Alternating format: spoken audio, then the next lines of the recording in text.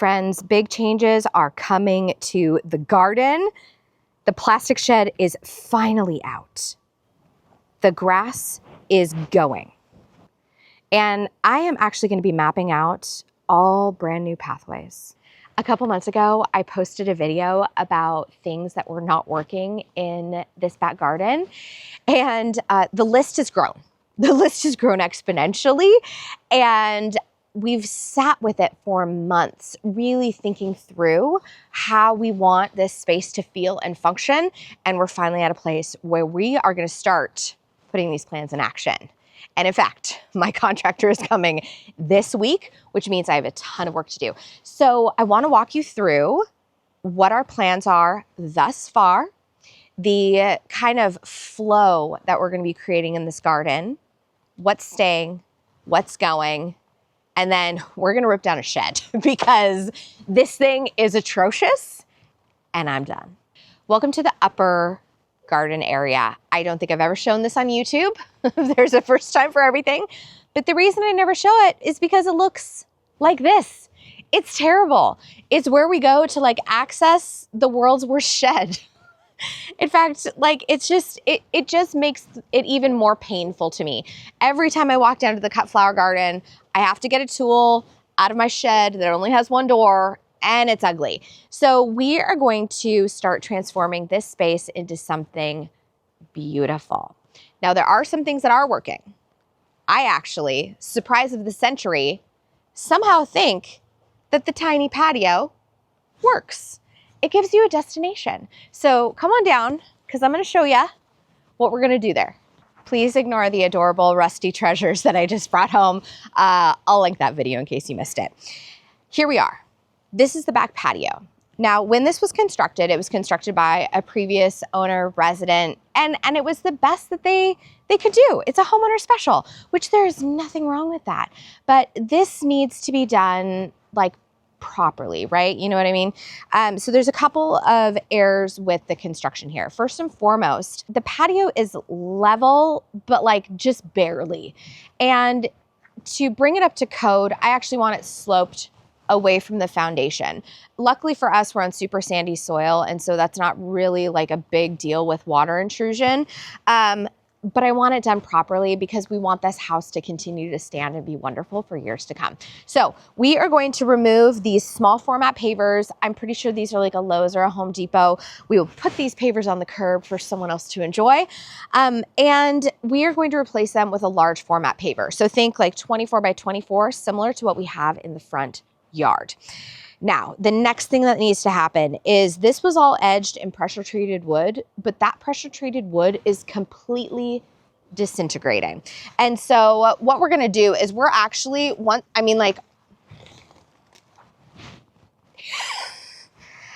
okay, so this is what we're dealing with. I mean, you guys, come on now. It is what it is. But this is not restraining anything. So what we're going to do is I'm going to have the crew come and do their demo work, and then we are going to work on regrading this space because there's a lot of lumps and bumps. We want to make sure everything is flowing away from the foundation. Some of the dirt has crept up to the foundation in certain areas. So really, I need to get this whole entire area demoed to see exactly what I'm working with. And then we're gonna level it out. And probably what we'll end up doing is raising this patio so it isn't so sunken down, because there's no reason for us to sink down an edge here. And then one thing that I do sometimes where I have difficult slope is I might actually end up doing a little bit of a berm here, like building up the soil so that we have more flow within the space. But in the meantime, we have a lot of stuff to get rid of. Friends, welcome to the cut flower garden. Brian is standing basically where I just was. And there's this random ramp that comes down to this lower area. And then we've had the cut flower garden. I've enjoyed the cut flower garden, but it is a lot of work. It is a lot of work for someone who is a full-time mom, full-time business owner, partner, 3 kids, sports. It's just too much. And so I need to simplify my life so that I can live more fully in my garden and not just work here constantly. The other thing is that I was reflecting on a lot of the beautiful gardens that I had visited over kind of my lifetime. And the ones that always felt the most magical were the ones that felt like there was curves, there were surprises around every corner. And in fact, when I design gardens, I'm always trying to take my clients on a journey through their space, yet I'm not doing that for myself. And so we're bidding adieu to the cut flower garden. Not like we're not getting rid of all the cut flowers. What I'm gonna do is I'm actually gonna shift how we experience cut flowers within this space. And my first trial run of it was actually in this back border where I stuck in some dahlias. And I just thought to myself, that is so much more beautiful and inviting for how I want to garden. And it's so much less intensive that I'm gonna move my cut flowers, instead of them being so standalone, so rigid, we're gonna move them into beds. The other thing that's gonna happen is we are gonna create beautiful pathways. So let me see, I need to obviously work on a lot of things here, getting ready for demo, but as you come down this pathway, it literally spits you like into the end of a row, which doesn't make any sense. So as you come down this rampy pathway here, it ends in this weird little blob. Now the problem with this is that it's a very irregular shape, it's super directional, and it's not very expansive. And so I've done just so much thinking about how I want to transition it. And so do you see this little seam in the concrete right here? I'm actually going to utilize that seam right there. So we're going to keep all of the concrete coming through, but here is actually what we're going to remove. And what that's going to allow me to do is transition to more of like a pathway, potentially gravel that will stabilize or something like that, that will allow us to be more expansive in how we use this space. Because if I don't remove this end portion, then I'm dealing with this weird little round bit here. And then also it sends me off in a very decided direction. And I actually would prefer this area here to be garden bed. So I don't want us just to be spit out into this space. I actually want us to start hiding a bit of the garden by bringing the garden bed out in this direction here. I am doing just a little bit of orange spray and playing with the line of the pathway as it extends to the ramp down here. And what I'm hoping to do is just kind of spray it out. I want to live with it. I want to walk through it. I want it to be like a gracious 4-foot wide pathway, and then be able to establish some really beautiful beds coming along the right-hand side. And then also this will give me a sense of how I want to arc my pathway to kind of go off to the left there. Now, where this becomes really fun is we aren't just gonna have a singular pathway coming this way. But what we're gonna do is I'm actually going to split into 2 pathways that wind through our space here. The first is actually gonna come right here. Sorry, excuse all the netting. But the first pathway is gonna come here, and I'm gonna enlarge this back border even more. Because you know what is working for me? This back border, it is bringing me joy on joy on joy. So I'm gonna like beef it out, and we're going from mini Dixter to like slightly bigger Dixter.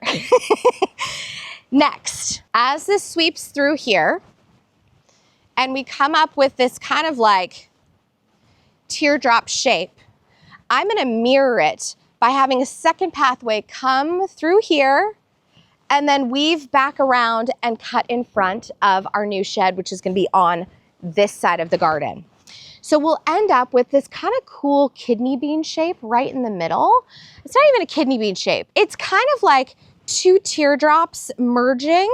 So we'll have like a larger area, and then it'll kind of slim out on both sides. Almost like a distorted almond shape, if you will.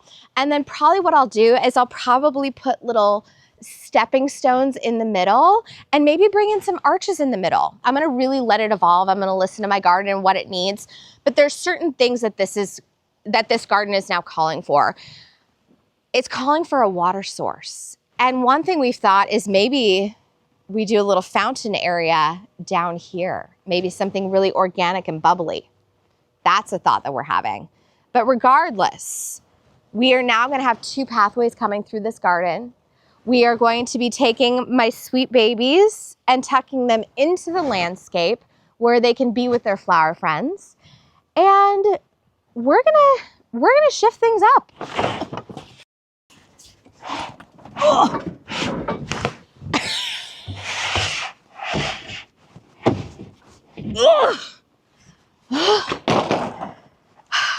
That was so ridiculous. Oh my gosh.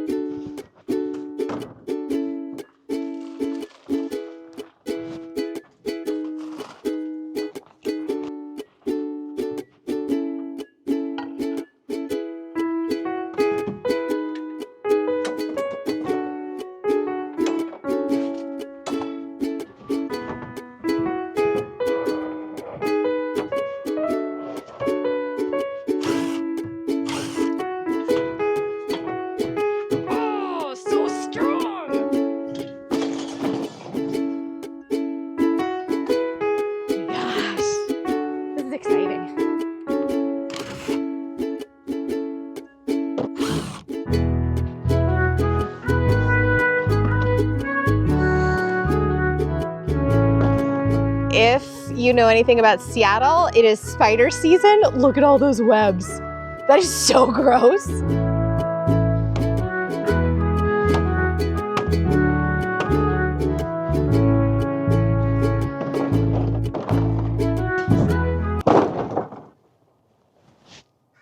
Okay, how long did that take us? 20 minutes? 30? It's okay. It took us like 6 hours to build it. You guys, I think this is my only Costco purchase regret. This thing is terrible. I stand by those words. Friends, fun fact. This is where our oil tank is. It's actually fueled by diesel, funny enough, but it is in the worst location ever. And also, we really want to be off of oil. So currently, our plan is to just strip this out. Sidebar. Before you do any demo work, you need to have your utilities sprayed.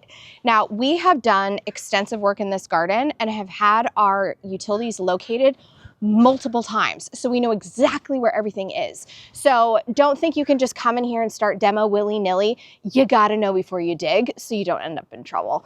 But anyways, this is our oil tank. It has to be accessible if we want to stay on oil, but we don't. So we're currently doing some research to see if we can actually exhume this, get the permit, and get it out of our lives and move on towards a mini split. Friends, next thing's next. We are clearing the tiny patio. Are you ready? I still have a mountain of very boring work to accomplish, coiling hoses, moving the rest of our garden tools into the bunker garage down below, but we are so excited. And how we're approaching this is kind of a hybrid approach. So typically, if I am hired to do someone's garden, I'm coming in, I'm doing a full plan for them, being really detail-oriented about the entire process. And we are completing it start to finish. So from ripping out shrubs and old patios to completed irrigation finished product. Now, this is a hybrid approach. So I am hiring my contractor to do a lot of the heavy lifting, a lot of the things that are in his zone of genius. So think pathways, edging, laying pavers. We also are gonna have him help us lay the foundation, construct the walls and the roof of our new shed. And the shed space is not gonna be just like a shed. It's actually gonna be kind of a working space. It's actually essential for my business to have a space for tools. I could hop down there if I needed a moment of quiet for a client call. This is going to be so multi-purpose for how I function in my business. And it's so, I'm just so excited to have a new space down there ready to go, has all my tools ready to just make magic happen. Okay, I'm gonna get back to work. I'm gonna see you in the next one. But in the meantime, as always, please say hello to your garden for me.